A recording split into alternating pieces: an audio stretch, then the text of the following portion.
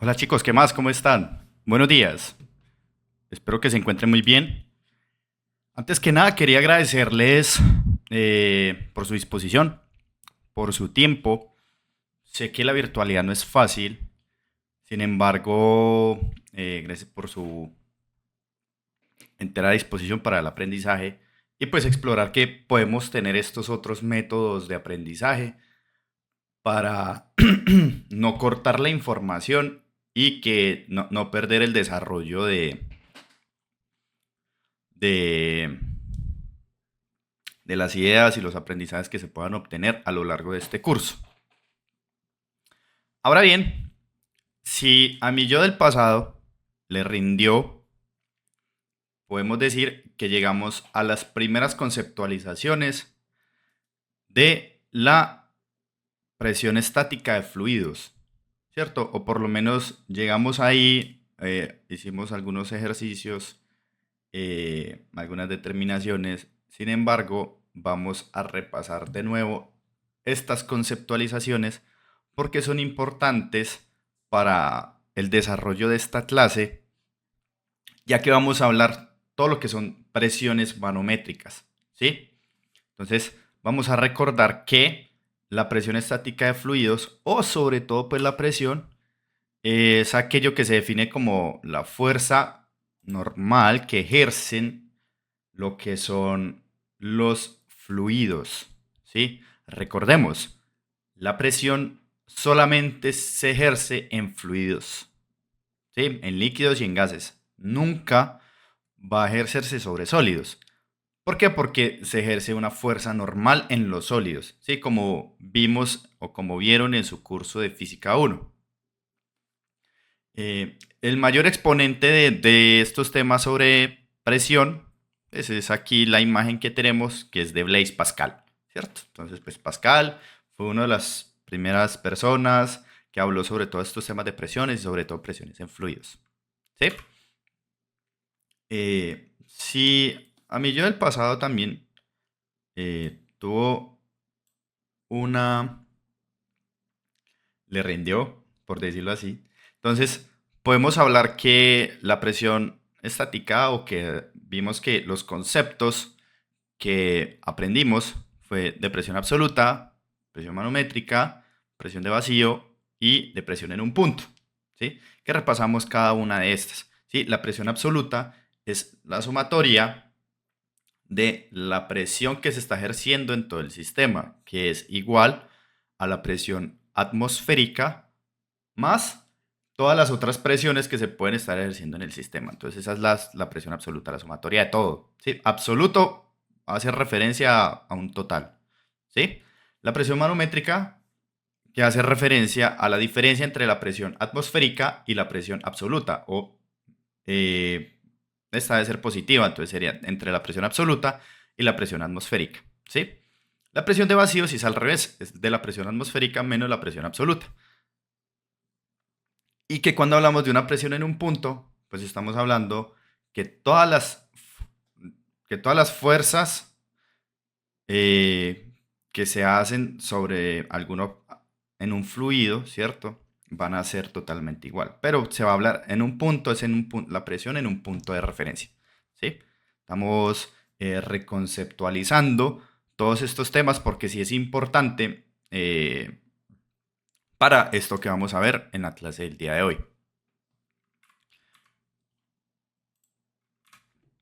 Bueno, eh, si lo alcanzamos a revisar en clase, diría que sí, pero sin embargo volvemos y lo revisamos. Esta es una mejor forma de cómo representar o cómo llegar a lo que es la presión absoluta o cómo calcularse, ¿sí? Entonces, en la parte de la izquierda, esta parte de la izquierda, nosotros estamos viendo todo lo que es las presiones de vacío, ¿sí? ¿Cuál es una presión de vacío? Por ejemplo, cuando nosotros necesitamos utilizar un pitillo para consumir los jugos de caja. Eso es una presión de vacío, porque nosotros necesitamos romper esta presión atmosférica un poco y generar un vacío para que el líquido pueda subir. Si no, cuando con el simple hecho de nosotros romper el pitillo, ya dentro de la caja adquiere una presión atmosférica, ¿sí? Eh, Ahora bien, cuando nosotros vamos a hablar de una presión manométrica, como vuelvo y les indicaba, esta es la diferencia entre la presión absoluta, que es toda esta línea que se está representada aquí, esta línea grande, y la presión atmosférica. Entonces, esta diferencia es la presión manométrica. ¿En dónde se ve ese tipo de presiones manométricas? Cuando ustedes vayan a estar en cualquier empresa o incluso, mm, no sé, ustedes han escuchado, o para aquellas personas que tienen vehículo, que dicen, calíbreme las llantas del carro a 32 o a 30 PSI.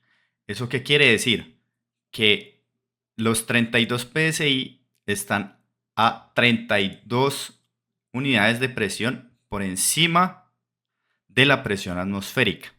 Entonces, esa es la calibración. Y por eso es que cuando rompemos un globo o se pincha una llanta, suena, porque lo que se está liberando es esa energía que está por encima de la presión atmosférica, ¿sí? Entonces, eso es lo que ocurre. Se pincha una llanta, suena durísimo, o se rompe un globo, es porque toda esa presión es liberada al sistema, para que lo tengamos en cuenta, ¿sí? Lo que vamos a hacer a continuación, entonces, es lo mismo.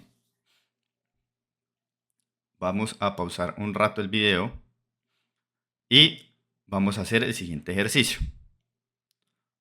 Un medidor de vacío conectado a una cámara da como lectura 5.8 psi en un lugar donde la presión atmosférica es de 14.5 psi.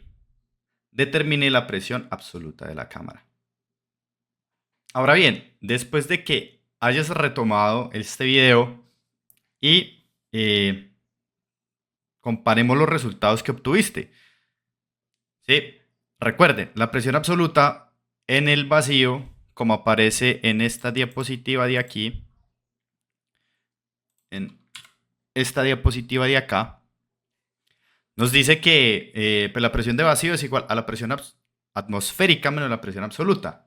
Entonces, si nosotros hacemos un despeje dentro de la ecuación, podemos observar que la presión absoluta es igual a la presión atmosférica menos la presión de vacío. Obteniendo entonces que la presión absoluta dentro del sistema es 8.7 PSI, ¿sí? Entonces, recordemos, cuando hablamos de presión de vacío, esas son de las cosas muy importantes que tenemos que tener en cuenta en los ejercicios que vamos a realizar. Y es todo lo que tenga que ver con lectura. Muchachos, voy a ser muy enfático cuando les digo que hay que leer muy bien los ejercicios. Porque nos ocurre en, en lo que es en nuestro desarrollo, en nuestra vida. Sí, como se dice, pasa en las películas, pasa en la vida, que se nos dificulta mucho la lectura. Nos es muy difícil la lectura, pero es muy importante porque mira que una de las cosas más importantes dentro de los ejercicios es que toda la información debe estar ahí, ¿sí? Recordemos, en todos los ejercicios que vamos a realizar, como mínimo vamos a tener que o encontrar toda la información, o bueno, encontrar parte de la información, o nos van a dar indicios de mucha información que vamos a obtener a lo largo del ejercicio, pero nunca nos vamos a quedar en blanco. Entonces, como les decía acá, como les decía aquí en esta sección, pues estamos hablando de una presión de vacío. Caso contrario, que hubiese sido con una presión manométrica, ¿sí? Que les hubiera hecho si la presión manométrica del sistema, ¿sí? Entonces, como un fuerte recordatorio es la lectura, ¿sí? Mucho, mucho, mucho cuidado con la lectura de los ejercicios que vamos a realizar. ¿Listo? Bueno, continuando, Resulta que para absolutamente todos los fluidos, la presión tiene la misma magnitud. Sobre todo cuando estamos hablando en secciones horizontales, ¿sí? La presión de un fluido, y recuérdenlo muy bien, la presión de un fluido siempre va a ser la misma cuando este está de forma horizontal. Un ejemplo, un charco, cuando estamos hablando de un charco, ejerce la misma presión sobre el suelo, o una piscina, ejerce la misma presión sobre el suelo de forma horizontal. O también cuando estamos hablando en un mismo nivel de agua, imaginemos que este tanque que tenemos nosotros aquí en esta imagen es una sección de océano, ¿sí? Entonces, cuando estamos sobre el mismo nivel, bajo la misma escala, ¿cierto? La presión de agua va a ser igual. Sin embargo, cuando hablamos de una sección más bien de profundidad, ¿ustedes qué creen que ocurre?